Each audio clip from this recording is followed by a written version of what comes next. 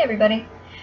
We are going to talk a little bit about the databases that we need to use for our research. As a reminder, we do not want to just Google our research. We need to use some specific academic databases that are available through SNHU, Shapiro Library.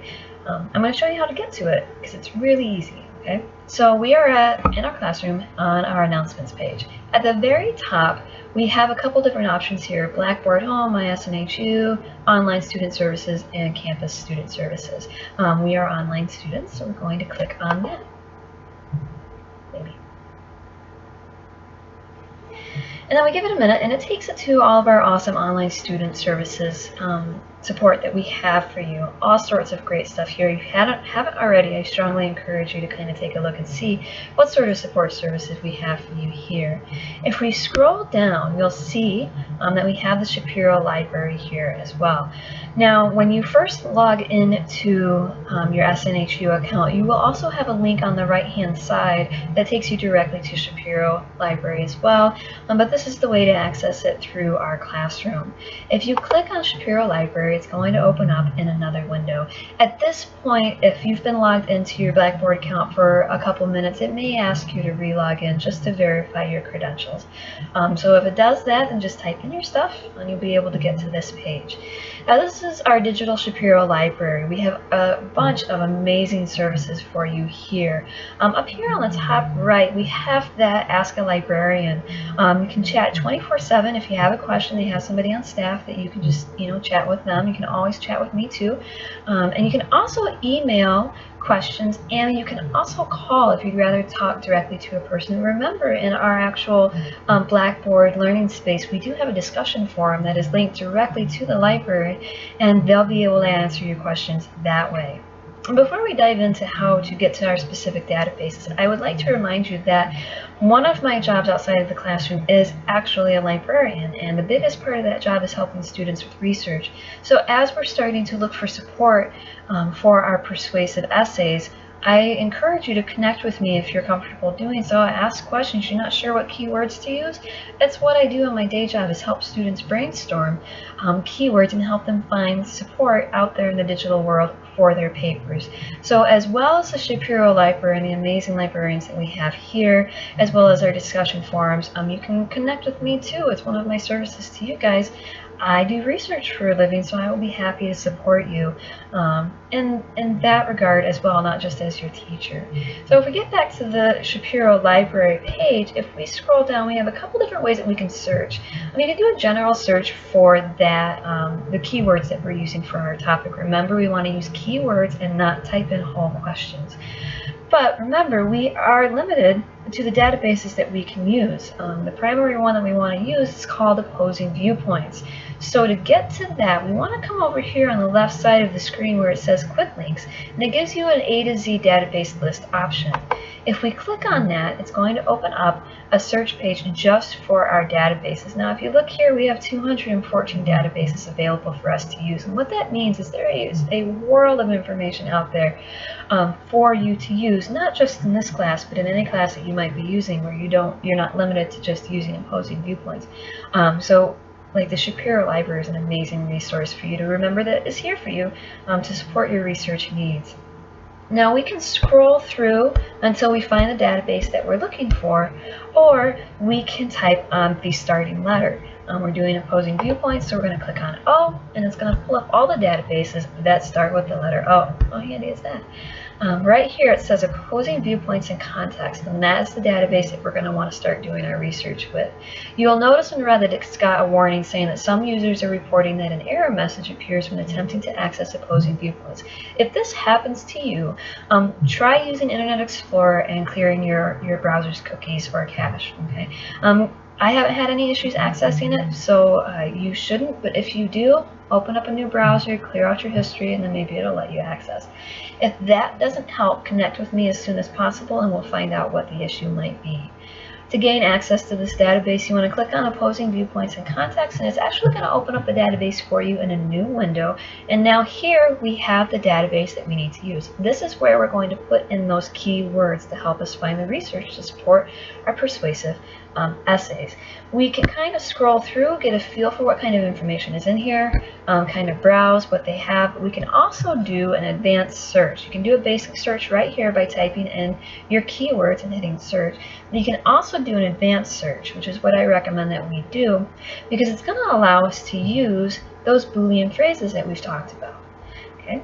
Well, I want to draw your attention to the drop-down menu on the right here, where it gives you a couple different options. We want to make sure that we are researching using keywords, okay? Because if we left this, for example, as a document title, we put in a keyword, it's going to look for all the titles that mention that keyword. And what we want to do is use the keywords to look through the entire article, not just the title. And we do that by making sure that it says keyword search. Okay? And to go with the example that I've been doing throughout this term, we're going to look up information regarding text, lingo, classrooms, benefits, that kind of stuff. Because in my persuasive paper, I'm going to argue that using text in the classroom has benefits, but by and large it's limiting student success. That's my paper. So to kind of get some information to support that, we want to use keywords relevant to that topic. And remember, we want to use just a handful of keywords. We don't want to type in that full question that we're working with. So I am going to start my search with the word text and classroom and see what we have out there.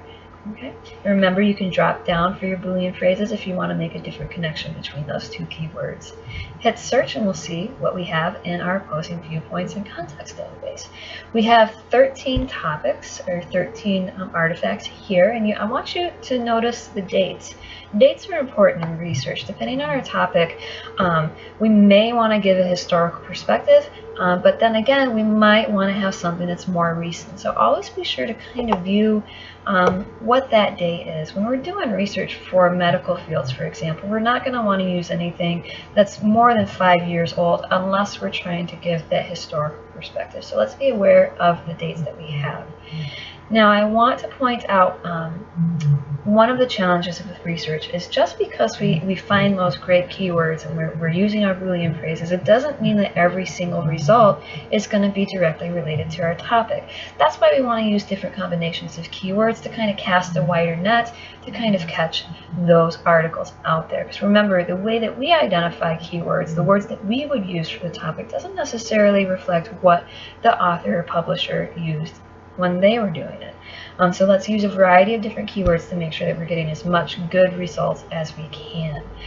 For example, if we look at the second, if I could speak, the second and the third artifacts that we have. For the first one is college classroom humor, even the pundits can benefit. So this article isn't necessarily talking about digital texting, chat lingo in the classroom. It's talking about classroom humor. So there may or may not be some information in there, but likely not. And when we look at the third one, it says, when a text transforms a course, Coe's Black Ants and Buddhists. This is using that word text as a literal text, like a textbook. So that's not necessarily the kind of research that we want to use when we're talking about text lingo and chat lingo. And then if we scroll down a little bit, we can see here where it says the World Wide Web is an instructional tool. Now this article is a little old, but maybe it's a good starting point. Maybe because, you know, the World Wide Web is the internet, so it's going to have some digital information and how it's used in the classroom. So this might be a good starting point for our research. The reason I want to point this out is because it underlines the importance of keywords and using a variety of them, because I'm using text one way, but other authors and other researchers using text in a different way. That's the cool thing about the English language. We have so many words that mean different things. Okay, so that's why we kind of want to really brainstorm our keywords.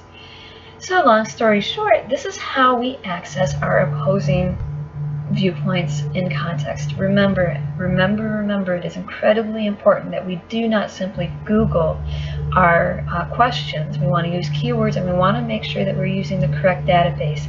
This will impact our grade if we are just going out and doing a public Google search. So let's make sure that we're using opposing viewpoints.